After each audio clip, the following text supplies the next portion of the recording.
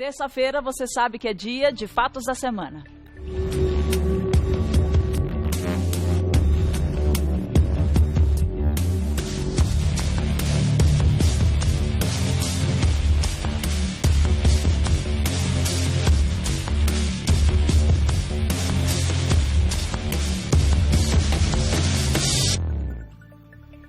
Há 26 presos morreram na rebelião da penitenciária de Alcaçuz, que já é a mais violenta da história do Rio Grande do Norte. E uma nova rebelião, agora na penitenciária estadual de Alcaçuz, no Rio Grande do Norte, marca um novo capítulo da crise do sistema prisional brasileiro. Com 26 presos mortos, esta já é considerada a rebelião mais violenta da história do estado. Segundo dados do Conselho Nacional de Justiça, o presídio, que tem 620 vagas, conta hoje com cerca de 1.150 presos. Uma situação comum às prisões brasileiras. Para tentar controlar a situação, o governo autorizou a liberação de recursos federais para reforçar a segurança no presídio. Mas apesar dos esforços, a crise no sistema penitenciário parece longe de ter um fim. E é sobre esse assunto que vamos falar agora no Revista da Cidade. Quem conversa com a gente é a Patrícia Vanzolini, advogada, doutora em Direito Penal e professora da Damásio Educacional. Me dá um beijo. Seja bem-vinda ao Revista da Cidade. Obrigada pela sua participação. Obrigada, Marisa. É um prazer estar aqui. Eu queria entender, porque assim, a gente está passando por um efeito dominó em relação a essas rebeliões e agora, nesse final de semana, no Rio Grande do Norte. O que motivou esse motim? Eu acho que esse motim, especificamente, esse que aconteceu agora no Rio Grande do Norte, ele é um efeito, digamos assim, muito direto, apesar de aí o poder público até negar um pouco, né? Mas eu acho que é impossível negar a relação dele com aqueles eventos que começaram em Manaus, né? Que aí foram para Roraima, quer dizer, que estão se espalhando pelo Brasil. Parece ter uma organização por trás disso. Isso. Eu acho que não dá para tirar isso do foco da guerra de facções criminosas mesmo, né? Acho que é inegável, até porque todos os presos mortos aqui no Rio Grande do Norte eram de uma facção que era rival ao PCC, né? Claro, então, claro. Isso, claro que é um bom indicativo de que tem a ver, né? Não é um fato isolado. Então, a questão não é só a superlotação nos presídios, muito pelo contrário. Tem fortes indícios que seja, sim, uma organização criminosa por trás disso? Então, mas é verdade. Mas a questão é que a superlotação, ela tem uma relação direta com a formação das organizações criminosas. Então, se a gente pega um pouquinho da história de como é que essas organizações se constituíram, né? O PCC, por exemplo, sendo criado em 93, logo após o massacre do Carandiru, né? É criado essa organização, Comando Vermelho já há mais tempo, mas enfim.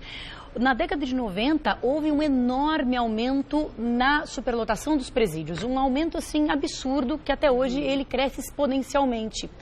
Você veja, um presídio superlotado, com 3 vezes a lotação necessária, com um déficit de pessoal, com 7 guardas ali para fiscalizar 1.500 presos, por que os presos continuam lá dentro?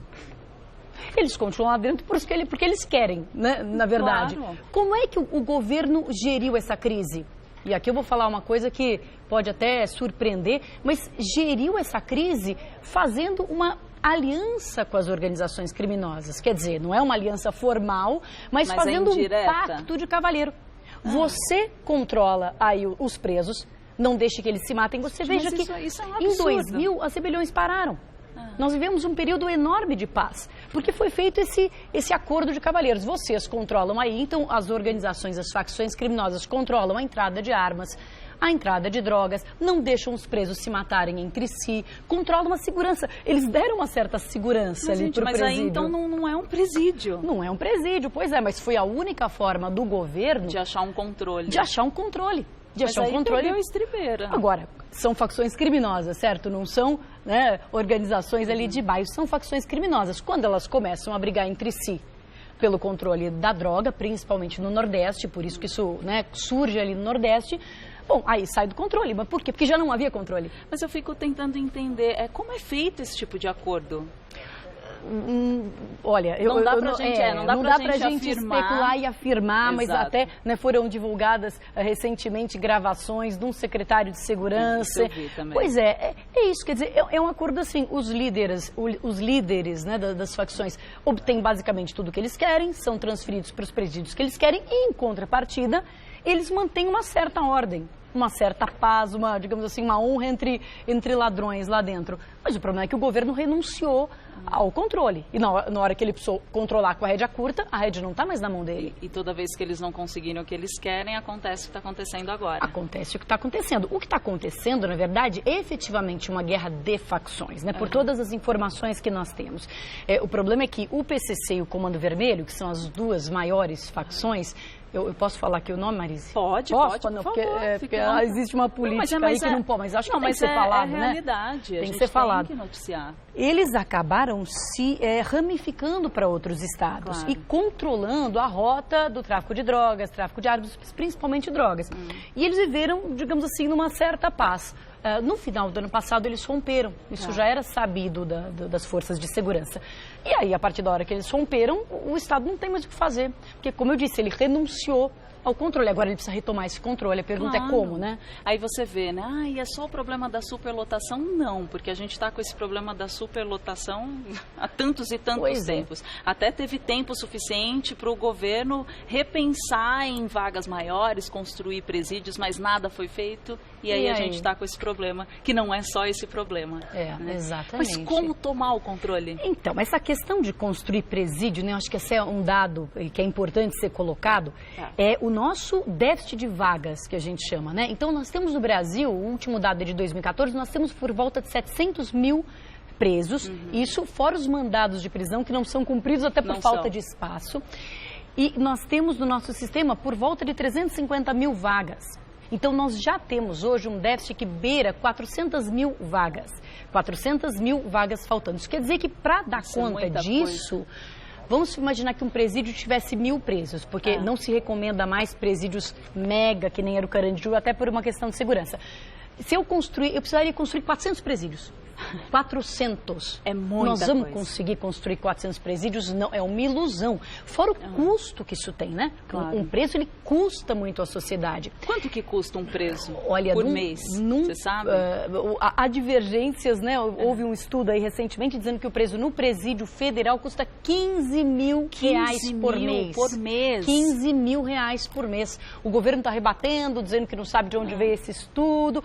Nos presídios estaduais estima-se que ele custe menos, mas e não é que ele custa isso tudo porque ele tem uma vida de marajá lá, não. Entender como pessoal, que é a vida a segurança, dele lá dentro. E você tem que pagar tudo, é uma pessoa ociosa, porque o Estado também não poderia prover, né, situações de trabalho em que ele ganhasse o seu próprio sustento para se pagar, mas ele não ganha. Então, é uma pessoa ociosa que não trabalha, que come, que dorme, que tem toda a segurança, toda a vestimenta, tudo. Mas no Brasil eles não pensaram em implantar esse tipo de trabalho, de colocar para ele não ficar ocioso? A lei, não é nem que eles pensaram, a lei, ela exige isso, mas entre a lei e a realidade, entre a teoria e a prática.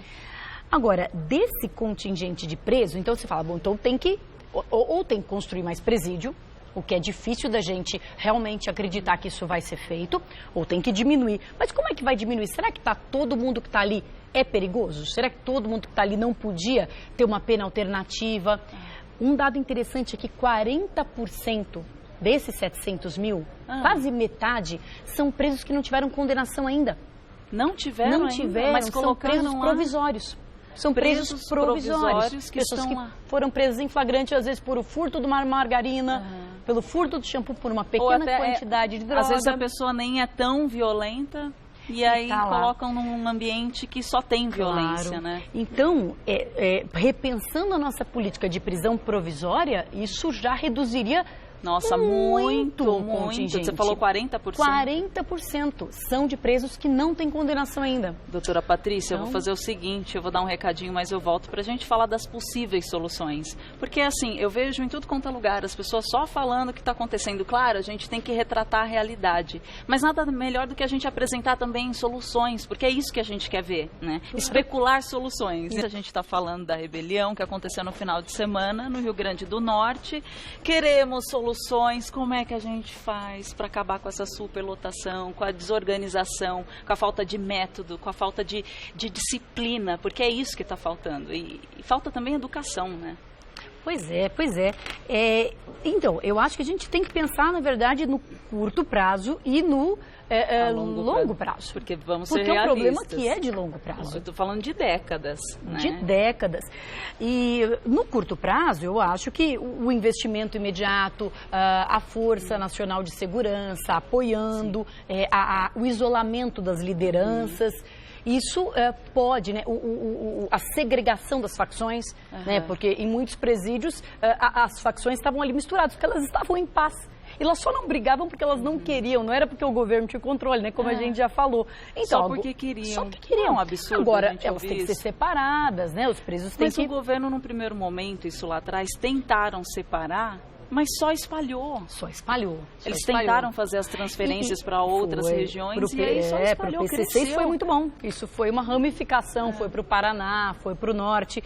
Agora, qualquer medida que seja tomada agora em termos de repressão da rebelião, ela é válida, mas vamos fazer uma analogia. Igual você está com uma infecção séria e você precisa de um remédio para baixar a febre. Então, é claro, tem que tomar o remédio para baixar a febre. Agora, vai debelar a infecção? Não. Isso de fato, repensar uma cultura. Então, diminuir a quantidade de preso provisório, ver realmente quem precisa estar lá ou não. Verificar mesmo os presos condenados, separar os primários. O que a organização criminosa quer? Ela quer presídio superlotado, né? Quando a gente vai superlotando presídio, a gente está fazendo o que a organização criminosa quer. Superlotando presídio, gente primária, boba, né? Que vai se dobrar a organização, que vai na onda. Porque se eu boto ali cobra criada, não, a pessoa vai retrucar. Agora, se eu boto ali um menino de 18 anos... Facilmente influenciado. E apavorado, amedrontado, primário. Mas que deixa não tem... eu fazer o que os outros estão falando, pelo amor senão... de Deus. E não é só ele. Cada preso que eles pegam lá dentro é a família inteira aqui fora. Nossa, é a família inteira. Então, sua mãe tem que trazer a droga, seu pai tem que trazer o celular... senão sua irmã morre lá fora. É uma ramificação altamente rebuscada que vai infiltrando na política. Nós temos notícias aí de organizações criminosas que elegem vereadores, elegem prefeitos, elegem deputados. É muita força. Primeira coisa é tirar a força. De onde vem a força deles? De onde vem a força? Desse exército que eles têm. Então, se o presídio respeitasse o que diz a lei, né, tivesse uma lotação, enfim, não fosse superlotado, né, e tivesse etc, condições que estão pré-escritas na lei, eles não iam ter de onde derivar a sua força, não iam né? Não ia ter de jeito nenhum. Agora, o que está na lei que deveria ser colocado, né, em vigência e o governo não consegue colocar?